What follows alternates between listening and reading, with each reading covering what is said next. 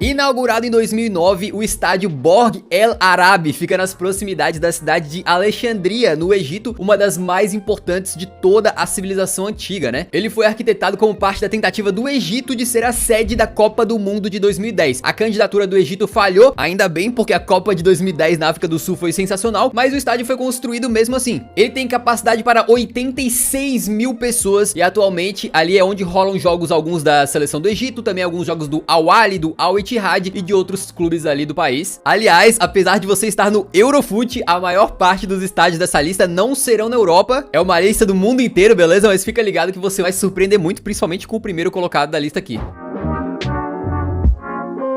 O nono item da lista é o Estádio Nacional Bukit Jalil, que fica na cidade de Kuala Lumpur, a capital e maior cidade da Malásia. O estádio foi inaugurado no dia 11 de julho de 1998, curiosamente, um dia apenas antes daquela histórica final da Copa, né? França 3, Brasil 0. Não que esse estádio tenha alguma coisa a ver com aquela Copa, é só coincidência mesmo. E ele tem capacidade para 87.411 pessoas atualmente. Rolam por lá jogos da seleção da Malásia, alguns jogos importantes também dos campeonatos locais, tipo Copa da Malásia, a final é lá, né? E também é palco aí pra concertos musicais, por exemplo, esse show do Ed Sheeran em 2019. Um estádio com capacidade para 200 mil pessoas, mas que o público máximo foi de 155 mil. É aqui o canal Eurofoot, então ajude a gente a chegar a 200 mil. Inscreva-se no canal, clica no botão vermelho embaixo do vídeo e entre pra comunidade, beleza?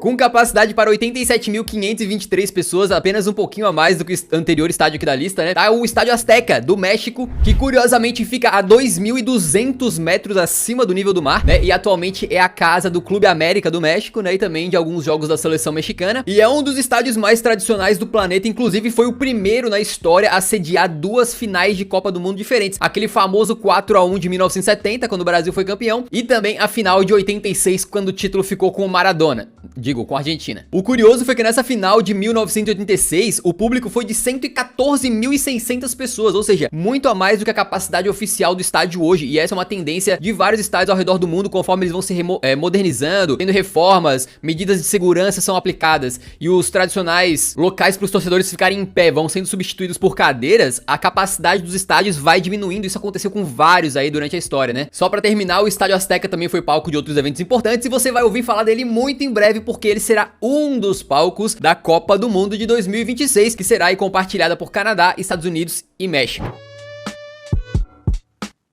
O sétimo estádio da lista é o Wembley, né? Tradicional estádio de Londres, que foi construído em cima do Wembley, exatamente, né? Tinha um estádio lá chamado Wembley, que foi demolido e foi construído outro no mesmo lugar, que também chama Wembley. Atualmente ele tem capacidade para 90 mil pessoas, é um estádio muito importante para todos os ingleses, porque a maioria das finais de Copa da Liga, Copa da Inglaterra, Supercopas da Inglaterra, é tudo lá no Wembley também. As finais de playoffs das divisões inferiores ocorrem lá, né? Então é um estádio bem importante aí, bem bacana. O Wembley tem um arco, né, que passa assim por cima, cara, que além de servir como parte da estrutura, né, segura ali uma parte do teto e tal, ele também é aquele marco na cidade, tá ligado? Você de longe consegue ver o Wembley por causa daquele arcão bonito, e ele também pode ser iluminado, então a noite fica bem da hora. De vez em quando eles fazem algumas homenagens lá, acendendo cores em homenagem a um time, a uma seleção, um país, algum evento. E entre 2017 e 2019, o Wembley foi temporariamente a casa do Tottenham, né, que estava sem casa porque o estádio dele estava sendo demolido para a construção de um novo. Aí consegui botar o Tottenham no vídeo de alguma maneira.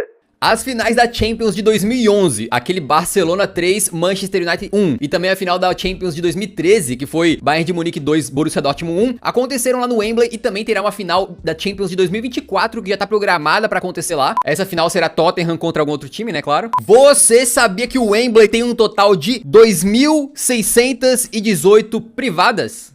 Pois é, não sei por que eu falei isso, mas é verdade. Isso dá um total de 34 privadas por pessoa se o estádio estiver lotado. Isso dá um total de 34 pessoas por privada se o estádio estiver lotado.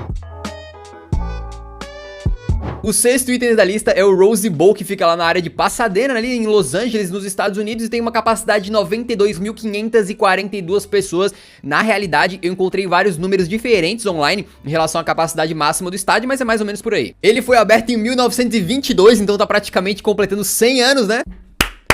Como vários estádios nos Estados Unidos, ele serve primariamente ao futebol americano, mas também aí é palco para partidas de futebol da seleção americana e também de algumas competições lá da América do Norte. E ele é um estádio muito marcante e histórico pra você que tá me assistindo e é brasileiro, né? Se você é brasileiro, você deve amar o Rose Bowl. Por que isso? Porque foi lá que em 1994, na final da Copa do Mundo, o Roberto Baggio isolou aquele pênalti que deu o título da Copa pro Brasil. Vai partir, vai que é sua, Tafarel. Partiu, bateu, acabou! Acabou! Acabou! É tetra! É tetra! É tetra! Aliás, o estádio também será um dos palcos da Copa do Mundo de 2026 e também das Olimpíadas de 2028. O quinto colocado é um estádio que traz lembranças muito boas, porque foi um dos principais estádios da Copa de 2010, na África do Sul, aliás. Que Copa, né, cara? Meu Deus, que saudade. Waka Waka e tal. Foi lá que o Iniesta fez aquele gol salvador pra ganhar o título pra Espanha em cima da Holanda, 1-0. É o famoso Soccer City, né, que fica lá em Joanesburgo, na África do Sul, e tem uma capacidade para 94.736 pessoas. É a atual casa do Kaizer Chiefs, né, um clube lá da África do Sul, e ele tem um design todo bonitão ali, cara, que foi feito pra parecer um autêntico e tradicional recipiente africano, como esse que vocês estão vendo aí na tela. Ele foi inaugurado em 1989, mas teve aí grandes remodelações e reformas pra Copa do Mundo de 2010. Ele também é um estádio histórico por motivos políticos, porque foi lá que Nelson Mandela deu o seu primeiro discurso depois de sair da prisão em 1990.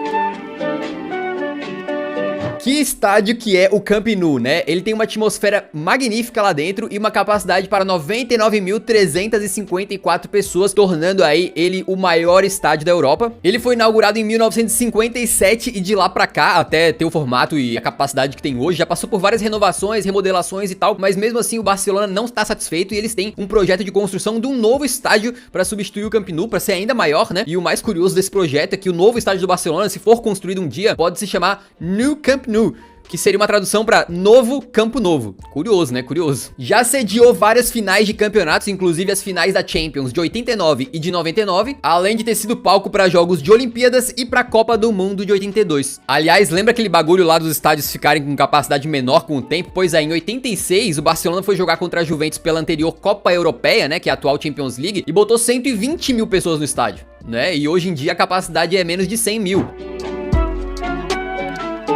O terceiro item da lista é o estádio de cricket de Melbourne, na Austrália, e apesar do nome, ele também tem partidas de futebol rolando lá. Aliás, essa lista aqui é só de estádios que tem jogos de futebol rolando. Se fossem contar todos os esportes, cara, sabia que a maioria dos estádios maiores que tem no planeta são de cricket e de futebol americano? Mas enfim, esse aqui é um estádio de cricket, né, como o nome diz, mas também aí é polivalente, então tem todo tipo de evento esportivo e cultural rolando por lá, e ele também é sede aí para vários jogos da seleção australiana de futebol, né, também tem jogos de pré-temporada que rolam lá, amistosos, então é um estádio bem versátil, né? A capacidade é para 100.024 pessoas e o curioso é que como ele foi feito pro cricket, ele tem aquele gramadão redondo, né? Então quando vai ter uma partida de futebol, eles fazem as marcações no centro do gramado e aí fica curioso porque fica tipo muita grama sobrando ao redor, né? Das quatro linhas ali e os torcedores acabam ficando muito longe do jogo, então acho que pra partida de futebol, sem torcedor lá dentro, não deve ser muito bom de assistir, não. Mó estranho, mas, cara, esse estádio é fantástico que ele esteja vivo, bem, sendo utilizado pra várias coisas, porque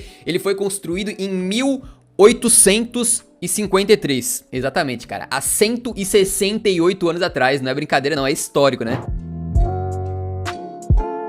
O segundo colocado é o Michigan Stadium, que originalmente não era um estádio de futebol, mas também rolam partidas de futebol por lá, né? E ele fica em Michigan, nos Estados Unidos, com uma capacidade aí de 107.601 pessoas. Ele foi inaugurado em 1927 e faz parte da Universidade de Michigan. Então, sabe o que tá entendendo o que isso significa, cara? Significa que é casa de times universitários, né? Exatamente, não é um time profissional e tal, grande, são times universitários. Então imagina você ir lá defender a sua universidade, tá ligado? O seu colégio, sei lá. Só que daí, em vez de, tipo, ter a sua mãe e o seu irmão ali torcendo pra você na arquibancada, tem 107 mil pessoas assistindo. Já pensou num negócio desse, velho? É loucura. O segundo maior estádio do mundo é palco para um time universitário. É um estádio originalmente de futebol americano, como eu falei, e tem vários estádios de futebol americano que são bem grandes, então essa lista aqui eles estão excluídos, beleza? E lá também rolaram já jogos de hóquei no gelo e de futebol. Aliás, em 2014 rolou naqueles torneios de pré-temporada nos Estados Unidos e um jogo entre Real Madrid e Manchester United, um mero amistoso, foi nesse estádio para um público de 109.318 pessoas, o maior público da história dos Estados Unidos para uma partida de futebol. Futebol real, né? Futebol verdadeiro.